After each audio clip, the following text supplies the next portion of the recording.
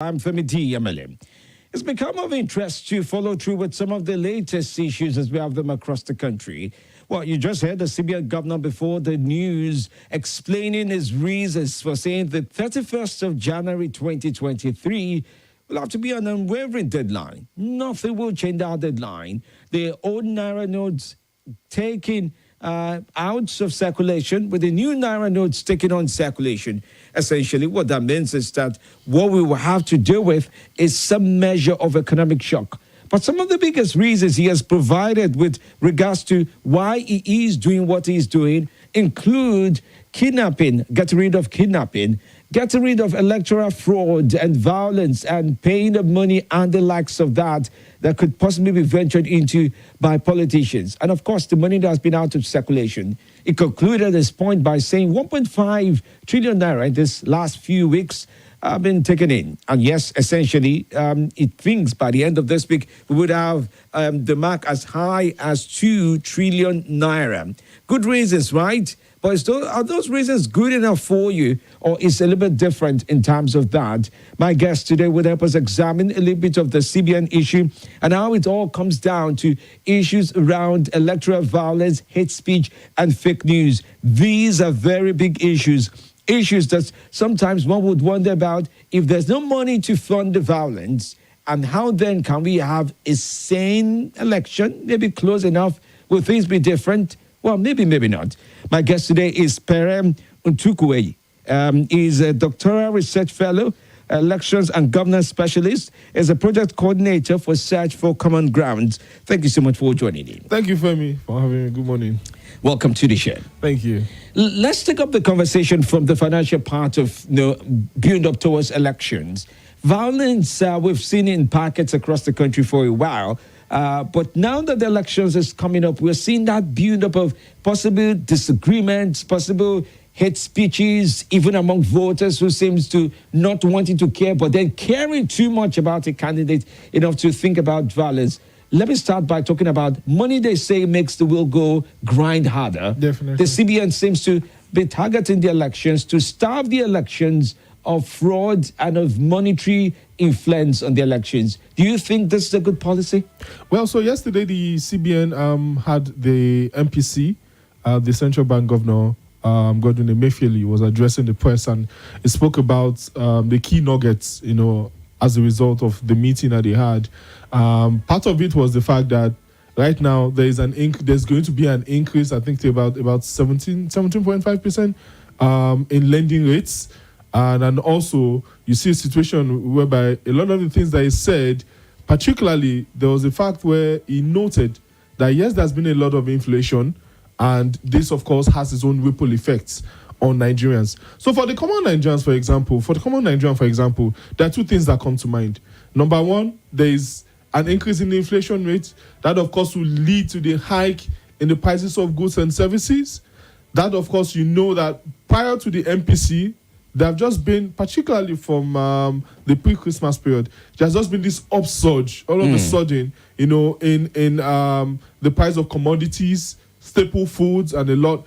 And the most funniest part of it, for example, is the fact that Nigerians still earn the same wages and the same salaries that they earn, but now prices of goods and services has tripled. So the CBN is also coming to say this. So in political economy parlance, for example, all these policies have implications. And with the elections just about 31 days to go, for us that sit in research, we now look at these things as indicators, for example, to even see, for example, how we can locate this in a discourse of voter apathy or escalated violence, or the fact that there's now going to be an increase for voter buying. Now, let me tie it to vote buying, for example. Yeah. So we're seeing a situation where, because of the hike in goods and services, because of the fact that a lot of people do not have that PPP, the purchasing power parity at the moment, you're not seeing a situation where everybody wants cash. So if, for example, you get to a polling unit in somewhere in the suburbs in probably one of our communities, and someone brings out cash, for example, which of course we highly discourage at this point, but someone brings out cash, for example, and because of what is happening, the person might be infused or probably induced into this commercialized voting system and then collects the cash. This also has an implication when you look at it, for example, with the hike of goods and services, a lot of people might now tend to go towards vote our party. So the idea is, for example, because of what is happening, a lot of people might say, oh, I think that these people don't mean well. I think that they don't have our livelihoods, in context, and how they make up policies that stiffens our pockets instead of ensuring that there's more money in our pockets. Why don't I stay away from the polls?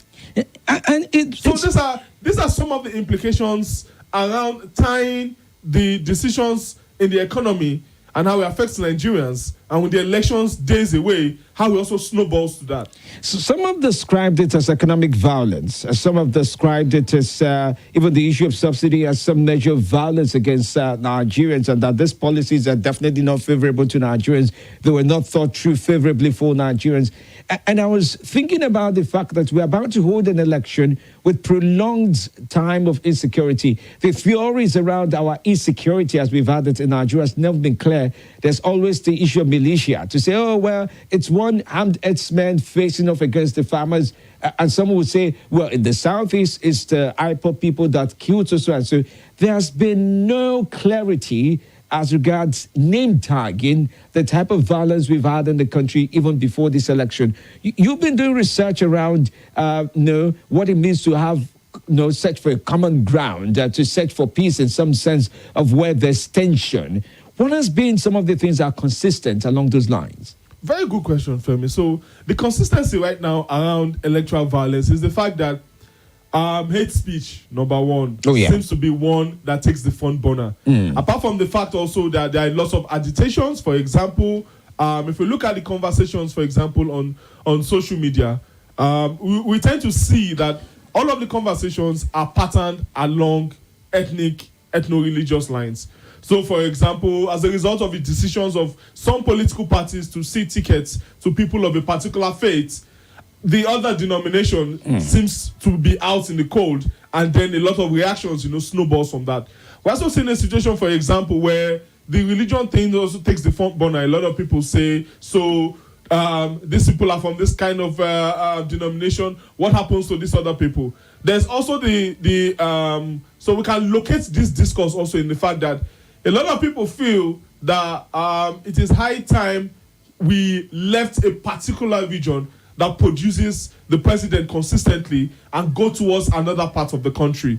Now, another part of the country also feels the need to say, hey, let's put our legs on the brake right now. Let's look the way of this particular region, because they pay the price, particularly from the civil war and all of that. And they also need to be like the mother hen that lays the golden egg. And they also need to tilt it that way. So we're seeing that all this also can be located in the structural violence theory, can be located in the cultural theory.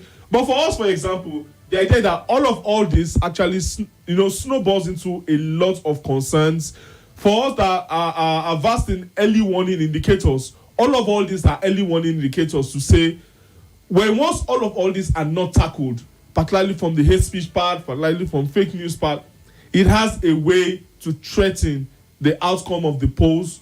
And if you look at it in the pre-election, during election, and post-election scenario, we also see that it will also rear its ugly head even after the elections. I'm curious, and I don't know whether you've looked into this. 2019 elections and the elections before then, even as we would 2015 elections, there was a lot of bombarding of the social media networks with a lot of fake news, very misleading news, strong, not just fake, but they were viral in nature, meaning they went really far and wide. Everybody heard about them before somebody called everybody to their own corner to say, bros, that story is not true. Stop WhatsApping it all over the place. Don't send that out. We're not seeing that this time around. What we are seeing is almost, in some instances, factual stories that are now creating hateful moments. Oh, somebody's health, somebody is corrupt, somebody has done that. But from those factual stories around the past life of some of these public candidates, it's creating very hateful events. I will not zero down into any case study of any particular candidate, but you would see supporters of some of these politicians look each other in the eye and almost bring out machetes to cut each other's heads off because they feel displeased that what you're saying is true, but it's too truthful and painful enough to accept.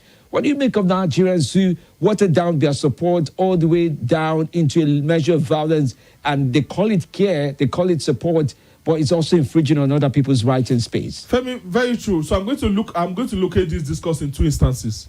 Now, the first one is the fact that, so a lot of people hate speech is hate speech, Femi. Hate speech is a phrase, is a word that has the propensity to create violence and does not, of course, give that inhibits, the freedom of speech.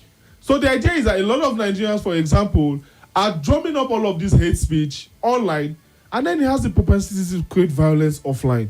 So you tag presidential candidates, you refer to them as objects, you refer to them as animals, and then they have their own supporters. Their supporters will retaliate. So, Femi, and I'm sure that you have seen instances where a lot of people curse each other online, and then physically they just probably at the pub and you're having a drink and say, "Oh, that was the guy that did that." Before you just rush and oh, you're the person, and all of that. A lot of us who, for example, have lost friends, that because we don't agree on a particular, we're not on the same line. You had that conversation this morning about it. Exactly. Yeah. So because we're on the same line and we don't agree, we're on different lines and we don't agree. A lot of friendships are on the line.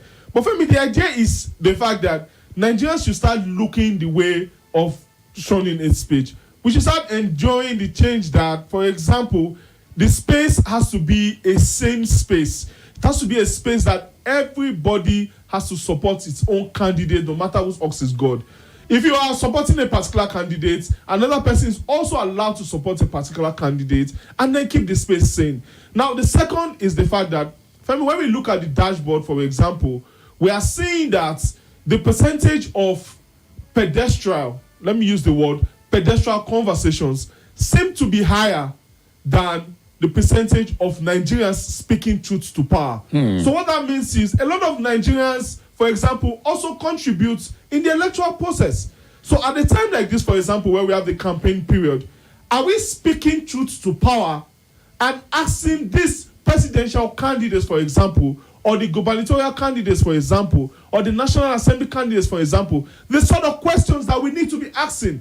So a lot of our conversation, for example, on social media is pedestrian. Who has the largest crowd? Yeah. Whose crowd looks like a naming ceremony? And then also the candidates also are not helping matters. For example, when they go on this podium in their respective states as they traverse the country, and then still talk, throw tantrums at each other. Yeah. I mean, what do you expect their supporters to do? So the idea is, for example, how many Nigerians, for example, a lot of them have thrown up their manifestos and lot. How many of us have opened the manifesto of each or any of these candidates, for example, look at the manifesto, pick out something, for example, and tweet or ask them questions on social media? You say you're going to do this at this time.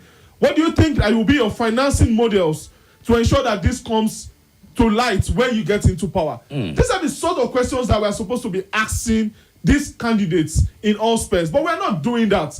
Not that we're not doing that, for example, but when we look at the dashboard, the number of pedestrian, so when I mean pedestrian, locating conversations around who has the largest crowd, this crowd choke, then we're saying like, okay, this one had more than this one they should have done it in a smaller stadium and a bigger stadium. That takes the essence of what the campaign period is all about. It takes it out, and it matters to different people that they do have a crowd. But obviously in Nigeria, you can rent a crowd, and a crowd can walk by thinking that you pay them for walking by, and the likes of that. And of course, the masters of the screens have also mastered what to capture when the crowd is at the highest period and when the crowd is leaving, and the cheer period are never the boo period during speeches and the likes of that. When we do come back, I'd like to ask you about peace accord, because the only thing I do hear from the tunes of the peace accord is discordance. It is totally out of tune. That's what I do here. It looks like they went in for a meeting, closed the meeting, and everybody came back out, picked up their machetes, picked up their cutlass, picked up their guns, and the likes of that. The most fascinating one I've seen in recent times was when one of the supporters of the PDP, a spokesman, did portray how the candidate of another party behaves. He lied down on the floor and portrayed that this is how the candidate of the other party looks like don't vote for him because he's not mentally stable, he can't physically walk, and this is how you will fall down one day and the likes of that. Terrible way to describe situations. But is this our politics? We'll be back right here on Morning Crossfire with Femi Live shortly. Nothing breaks the news like the news. Trust me, I can prove it. I do it every morning on Morning Crossfire from 5 a.m. to 9 a.m. on Nigeria Info 95.1, and I'm Femi D. Amede. Join the biggest conversation around the national politics every day in a way that is trustworthy, full of passion, and yes, covers the biggest politics and the stories that matter to you. See, you have all the reasons to find out what's going on in Nigeria and be engaged differently. Let's talk. That's the way to go, even this morning. This is Nigeria Info. Nigeria Info.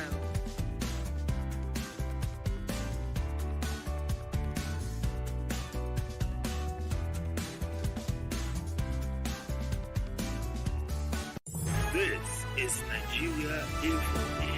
Nigeria Info.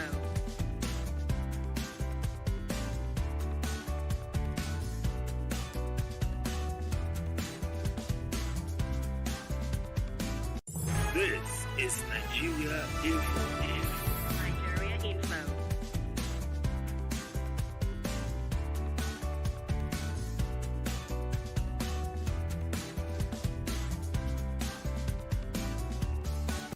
This is Nigeria Info. Nigeria Info.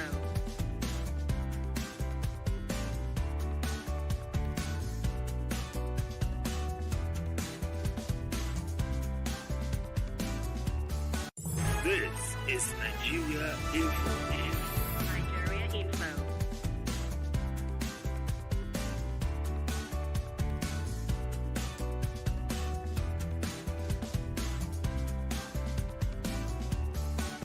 This is Nigeria Info. Nigeria Info.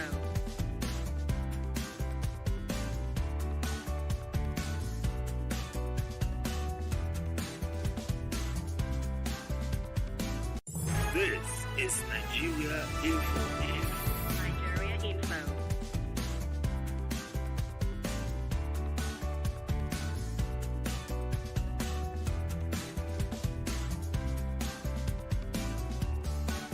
This is Nigeria Info. Nigeria Info.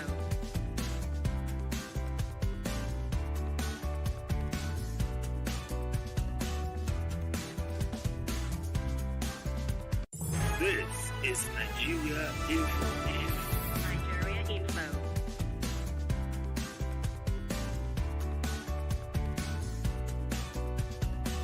This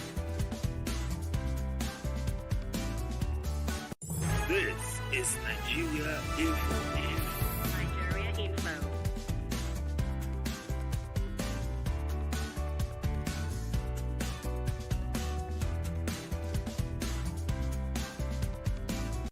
This is Nigeria Info.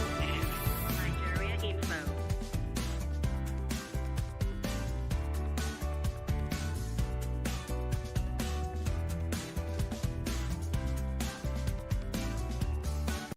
This is Nigeria Info. Nigeria Info.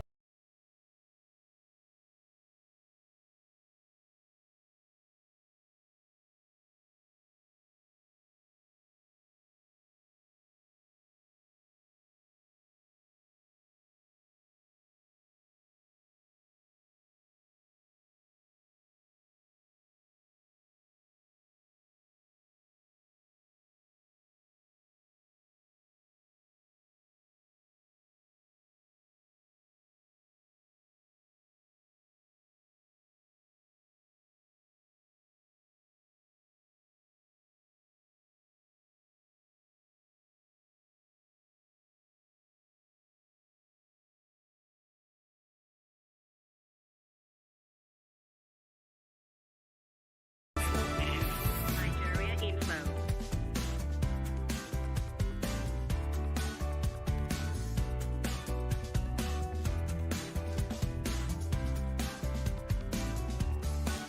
This is Nigeria Info. Nigeria Info.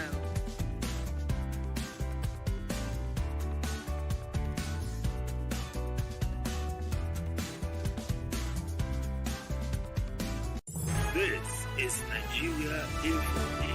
Nigeria Info.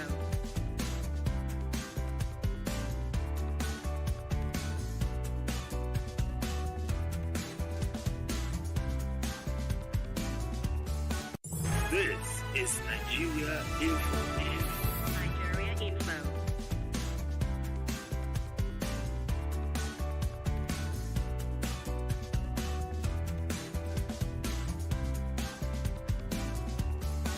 This is Nigeria Info. Nigeria Info.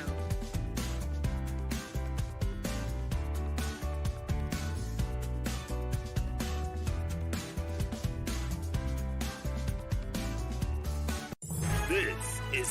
Nigeria Info. Nigeria Info.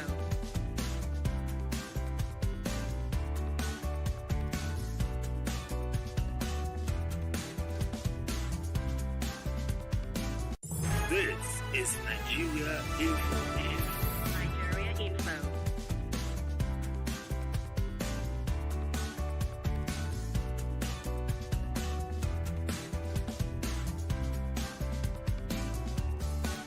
This is Nigeria Info. Nigeria Info.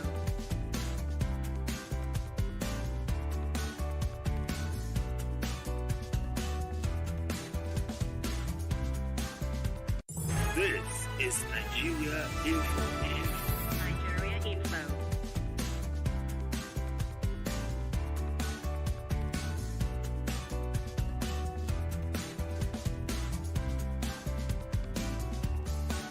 This is Nigeria Info. Nigeria Info.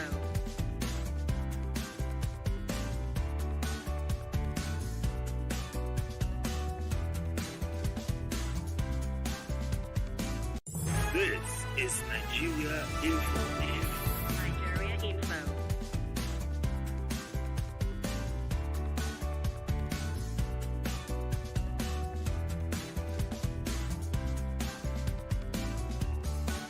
This is Nigeria Info.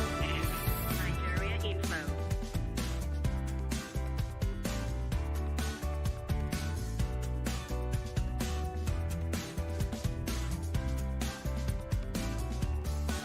This is Nigeria Info.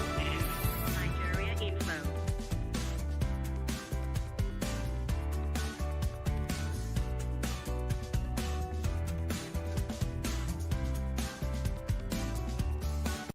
This is Nigeria Info. This is Nigeria Info. The election in the sense of it. There are concerns about what we intend to achieve and the build up to the elections. They said this is an election like no other. Well, is it taking up the shape and form of that because of the actions and inactions that we're putting into all of this? Well, let's find out more from Perry. Before the break, Perry, I was asking you about the peace accord and the discordant tunes coming out from it. It looks like they've signed it. Some have refused to sign, or they were not there to sign, but they've had the chance to.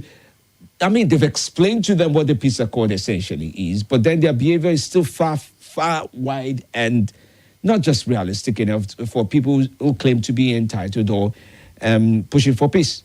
I agree with you, Femi. So the peace accord, for example, I was listening to Femi Falana, SAN, yesterday, and that's true. The peace accord has no, it has no legal implications. So it's just like a gentleman agreement between political parties championed by the National Peace Committees holding hands with very strategic CSOs also working in the governance and election space to say, okay, come together, let's see how we can ensure violence, and let's see a situation where, we can put all our cards on the table to ensure that the elections are peaceful. So the idea is to bring all the key players together. This happens, of course, in states. This happens, of course, in the off-cycle election states, Femi. You also know that apart from the general elections, we also have off-cycle election states. So those states, for example, that do not have the normal 4 years, like the federal government, for example. So this year, apart from general elections, we have 2 off-cycle elections. We have one in Bayelsa and we have another one in Kogi. Last year was Ekiti and Osun, and the previous year was Anambra. And then next year we have Edo and Ondo. So the idea is that when the election period comes like this, for example, is to bring all the key players together, particularly political actors, and say, come to the table. we want to ensure that these elections are peaceful. Can you dot your signature to show that, whatever happens, you would stay by the mantra of peaceful elections? And so that's what a lot of these key political actors do. But you would agree with me, like you said in your introduction, that that, of course, is opposite of what happens. Because you see a situation where after that is signed, then they throw tantrums at each other. And so another one again was signed last week on Friday that did not have, of course, everybody in it.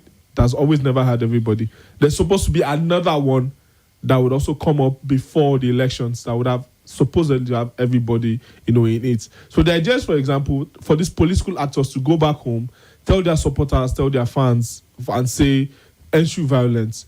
When you are on the field, particularly, so when I mean field now, physically and also online, stop hate speech, shun hate speech, drive conversations logically, without throwing tantrums and, without using slur words. When once you do this, then we're going to have a peaceful process.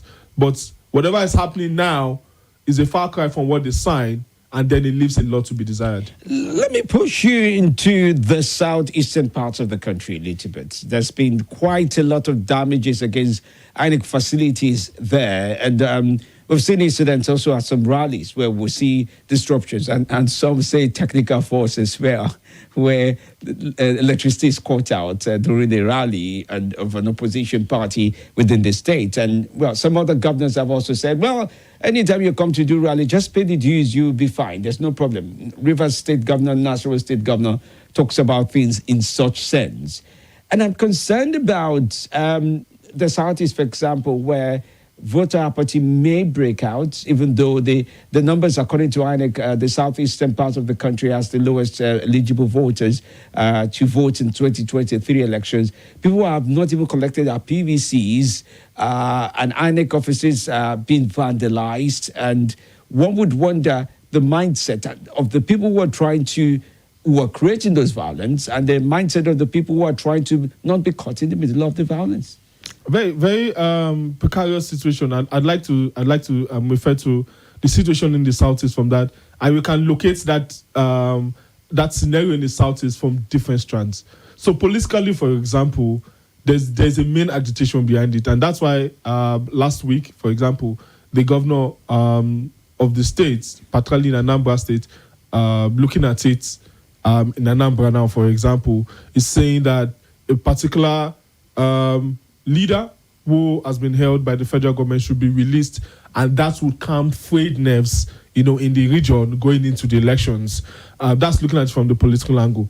From the normal Nigerians, of course, that do business and work in the Southeast, it leaves a lot to be desired. But we can also locate that in the fact that, for example, Femi, during the last off-cycle elections in Anambra, so we had about a million. Yeah, I think about 1 million eligible voters.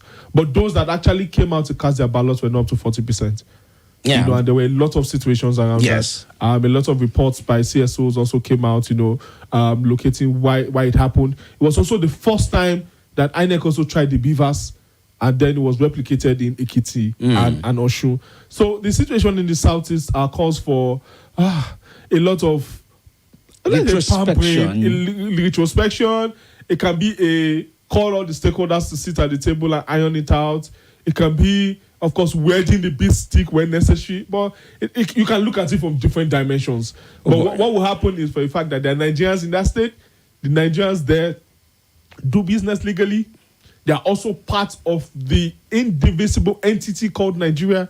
And when it's time for elections, they also have, like every other Nigerian in a democratic dispensation, the ability to vote and be voted for in an environment where peace would hold sway. Once that happens, it gives them a sense of belonging. So the elections right now, as we move into the elections with the situation there, for us in the CSO space is to see how peace reigns supreme. Every Nigerian that resides there should come out, exercise their franchise. The government should also create the environment for them to do that. Once that happens, the sense of belonging that they belong to a country is in.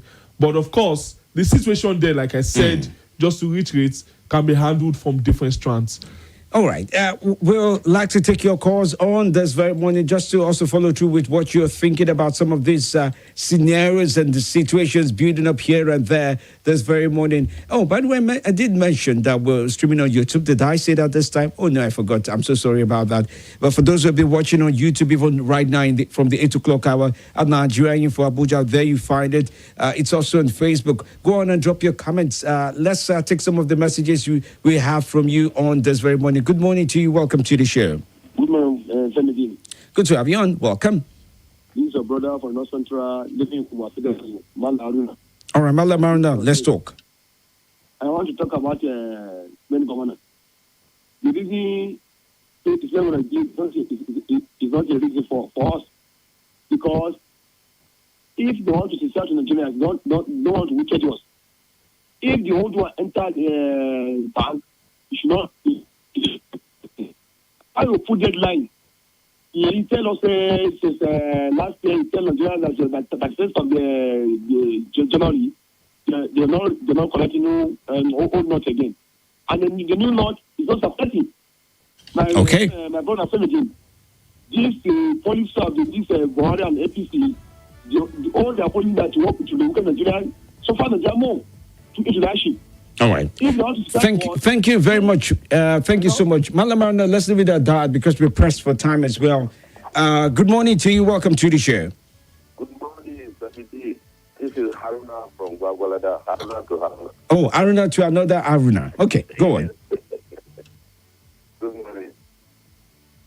The issue of this Nigerian notice is to launch it on 15th of October. Last year, 15th October. And the team is not available from that October to December. I think you push it out. Every time you launch it, you put the money out. And you can't.